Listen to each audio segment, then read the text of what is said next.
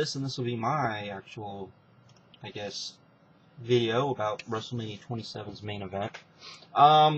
Had about 20 or so, I think, video responses, and most of them were kind of what I expected. A lot of what I think most people expect. I think with most people, the only thing that they can see is a legitimate, kind of WrestleMania main event, which is Cena versus Undertaker.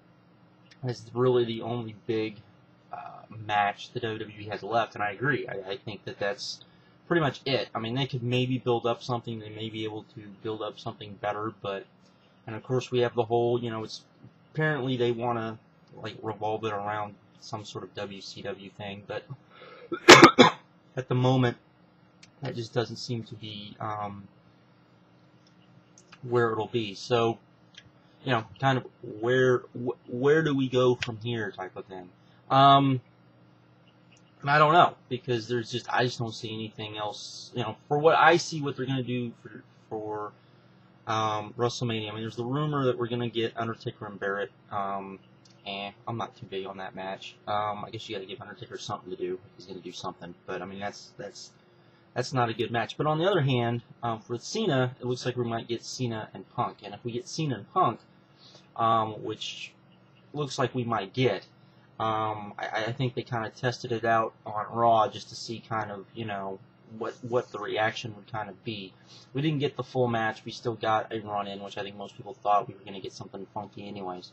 And if you, set up WrestleMania as their definitely definitive winner type of match, I think people would be into it. I think that you would have, the smart fans that are definitely going to be there, the smart-ish fans that are going to be there, who are going to be more behind Punk, and you're going to have the Cena fans, and I think it would be a very interesting dynamic. I thought that would be a great match to have at WrestleMania for about 3 years now.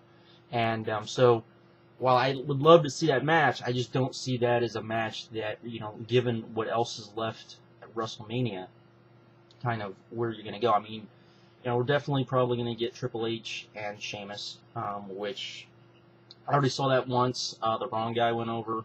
The wrong guy will probably go over again, and I don't want to see that match, especially live again. I mean, I got up and went and looked for souvenirs during that match. I got so bored during it. I know a lot of people go, it wasn't too bad of a match. I disagree. Nah, sorry. Especially when I realized how it was going to go. I was like, never mind. There's people that, so, and what else are you going to have? I mean, some people have said, maybe a unification match for the both world championships. That'd be interesting, but you definitely have to have, people there to do it. And I don't see that happening.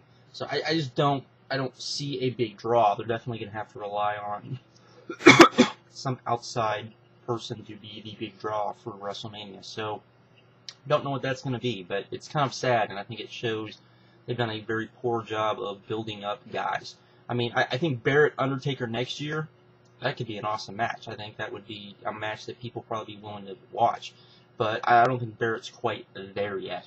I definitely think Undertaker's at the point where you have to put him in the ring with someone that people honestly believe would, that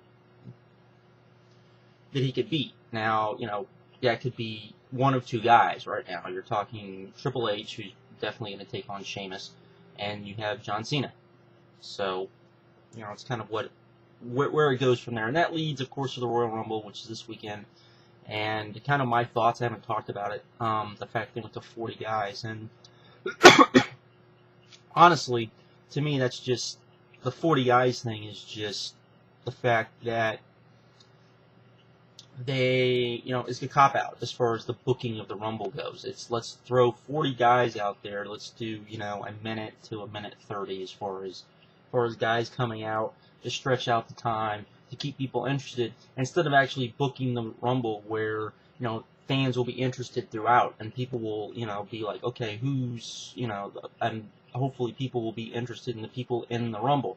But because, again, the WWE has done such a piss-ass job of building up anybody except for, 4 or 5 guys in the company, you know, you have a bunch of guys that people either don't believe are going to win the Rumble. You're adding 10 guys. No one's going to believe that those 10 guys, the 10 guys that you're going to add, are going to be, you know, are going to win the Rumble. You know, you had 5 guys that most people figured was going to win the Rumble going in. You still have 5 guys that people think are going to win the Rumble, even if you add 10 more guys. So what is even the point? And honestly, I can say that my biggest fear is what we're going to see is we're going to see Sheamus like eliminate 20 guys, and then Triple H come out, so Triple H can get his, you know, the pop that John Cena got when he made his return at the Royal Rumble, and he can get his ego boost out of that, and then, you know, destroy Sheamus, and that'll lead up to their match at WrestleMania. You know, that's what I'm scared we're going to get. That's what I'm scared of why they did this, because Sheamus needs to eliminate 10 more guys, sort of thing, than he would normally get. So you have all of that. So I'm just not into it. I think adding 10 more guys is just a lame excuse. I think 30 guys is more than enough. I just don't. It's just WWE being lazy, in my opinion, and again, it shows that they've done a piss poor job of building guys up, and they have no clue how to build guys up, because the fans, even the live fans, the fans at the events, the ones that they want them to build up, they don't want to build up.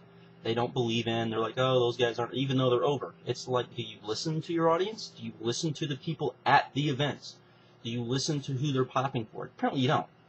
And that's unfortunate, because I think that's why the WWE's in the place it's in now. And I don't see that changing. I don't see that changing once Vince leaves, because I don't, I think it's pretty evident. I mean, you look at Triple H's track record as far as the guys that he's wanting to push. There's really nobody there that I think anybody, who? Sheamus and Orton. Those are the only 2 guys I can think of. I mean, Batista, I wouldn't even say Batista. I mean, Batista, you can look at Batista and go, wow, that guy is something. I mean, who cares? It's like, who cares if he can do anything in the ring? He had such a look and a presence and everything about him that, there you go. But I guess we'll have to wait and see. I'm sure we'll get a few, surprise entrances, which I'm sure will pop the crowd for a little bit. But again, no one's going to believe, yay, my email keeps going off. And that's unfortunate. So, anyways, that's kind of my thoughts on the Royal Rumble. That's kind of my thoughts on the WrestleMania main event. I do think that Cena Undertaker is the only real main event they have, and I don't know if I even want to see that, because I'd myself personally, being there live, would much rather want to see this kind of spectacle that I think could happen with Cena and Punk. But that's kind of me, wishing for something that probably, would diminish WrestleMania a little bit. But who knows?